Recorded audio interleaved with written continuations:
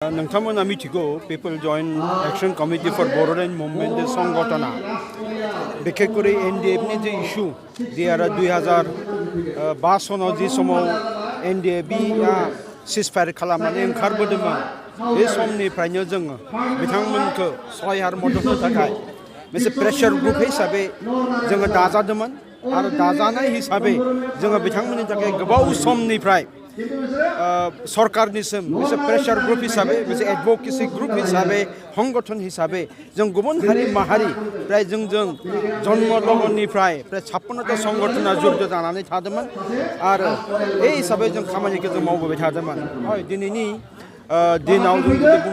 बुंनो थाङोबा 27 जानुवारियाव जे थर्ड बडो एकर्ड जालांबाय बे एकर्डआव नेशनल डेमोक्रेटिक फ्रन्टनि मोनब्रै हान्जा जे स्पिड हान्जाजों लोगोसे मोनब्रै हान्जा आरो लोगोसे आबसुआ बे सुक्ति साकार खालामबाय हिसाबाव जिहेतु बे सुक्तिखौ गनायनानै लाबाय एनडिएफआ आरो एनडिएफ हिसाबै दिनै बिथांमोननि संगठन हिसाबै जिहेतु बिथांमोना मोनसे हाथियार हमग्रा संगठनमोन मोनसे आन्डारग्राउन्ड अर्गानाइजेशनमोन आरो बिथांमोना सुक्ति खालामनाय लोगो लोगो हाथियारखौ सरकारनिसिम गथायनाय लोगो लोगोनो संगठन हिसाबै बिथांमोननि संगठना प्राय डिसबेन्ड जालांबाय नाथाय people joint action committee for Bodoland movement होननाय संगठना हय जों मोनसे एनडिएफनि प्रेसार ग्रुप हिसाबै जों खामानिखौ मावबाय थादोंबाबो जों दासिमबो जों संगठनखौ जों डिजल्भ खालामाखै नाथाय जों दासिमबो जों सिन्था खालामाखै कि जोङो ई संगठन हिसाबै जों दोनबाय थागोन या जोङो उन पर्यायनि थाखाय जोंनि संगठनखौ फोथांनानै जों लाखिगोन बेखौ जों 31 मार्चआव जोंनि मोनसे फाउन्डेसन डे दङ जेराव जों बेखौ गरेस्वराव जों बेखौ खुंगोन बेहायनो जोङो डेलिगेट सेसनाव बे बाथ्राखौ जों रायलायगोन नाथाय दाखालि जा मोनसे गुरुत्वपूर्ण सेन्ट्रेल एक्जिकिउटिभ मिटिं जादोंमोन बेहाय जों स्पष्टभावे बिटिआर एकर्डखौ जों वेलकाम खालामनाय जाहैदों आरो लोगोसे बे बिटिआर एकर्डखौ तन्न भावे क्लज बाय क्लज द गभर्नमेंट अफ इंडिया एंड द गभर्नमेंट अफ आसामा जिहेतु बिथांमोना बे सुक्तियाव मोनसे हायखाकार हिसाबै दंमोन बिथांमोना खालामदों क्लज बाय क्लज सुक्तिनि जे दफायै दफा बिथांमोना इमप्लिमेन्ट खालामनांगोन बेखौ जोङो मोनसे प्रस्ताव हिसाबै जों लादों आरो लोगोसे जोङो फैगौ इ बिटिसिनि जे बिसायख'थि इ बिसायख'थियाव जोङो पूर्ण भावे जइन्ट एक्शन कमिटिया UPPLखौ जोङो समर्थन होगोन सापर्ट होगोन होननानै जोङो मोनसे इनि रेजुलेसनखौ जों पास खालामनानै लानाय जादों आरो लोगोसे जों ये मोनसे ओपन भावे जोङो जोंनि जे मेम्बार अर्गानाइजेशनखौ जोङो खावलायदों आरो व्यक्ति जों सेन्ट्रेल कन्भेन्सनखौ जोङो मोनसे ओपन भावे बिथांमोनखौ जोङो मोनसे डिसिसन लानो होदों जुदि नोंथांमोना UPPL राजनैतिक हान्जायाव जइन खालामोबा जोंहा कुनु इयाय संगठन हिसाबै जोंहा कुनु आपत्ति गैया नाथाय जोंनि सेन्ट्रेल कमिटिबो लानानै आन्चलिक कमिटिनि स्ट्राक्चार आरो जोंनि संगठन बेबायदिनो सोलिबाय थागोन फैगौ बिटिडि इलेक्शन जोबजासिम जोङो सलायगोन आरो लोगोसे जोङो UPPLखौ सम्पूर्ण जोङो मदद होनानै बिथांमोनखौ जों पावाराव माबोरै लाबोनो हागोन बेखौ जोङो दाखालि गुवार भावे जों सावरायनाय जादों बेनि थाखाय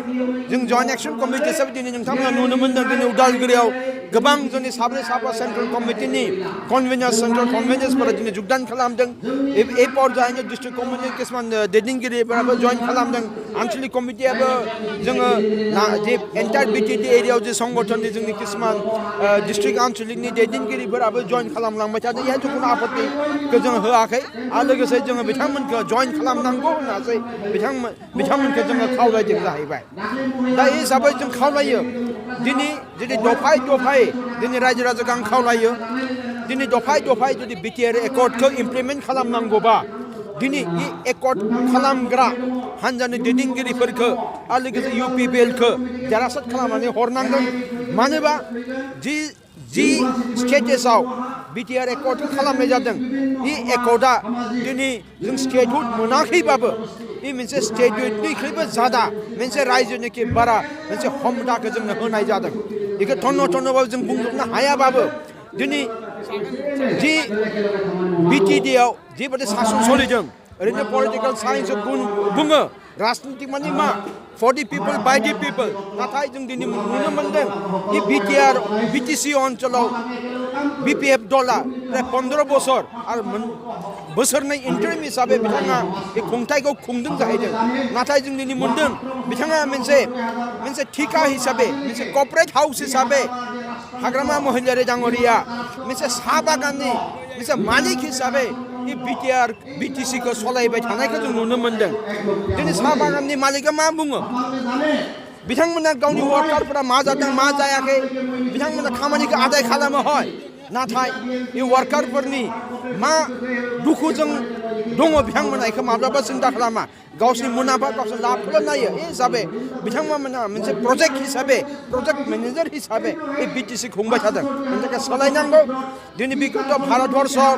कंग्रेसआ एराउन्ड 70 years 70 बोसोर भारतखौ सासन खालामबाय नाथाय दिनै जों नुनो मोनबाय दिनै कंग्रेस बादि मोनसे राजनीतिक दलखौ भारतनि रायजो राजाया बिथांमोनखौ बोखारनानै गादिनिफ्राय गारहरबाय आरो लोगोसे एनडिए गभर्नमेन्ट मोदी बिजेपि गभर्नमेन्टखौ लाबोदों बेबायदिनो आं खावलायो हाजों chief convenor of the joint action committee for Bodoland movement हिसाबै दिनै गोदान सरकार लाबोनांगौ दिनै प्रमद बर' बादि मानसिखौ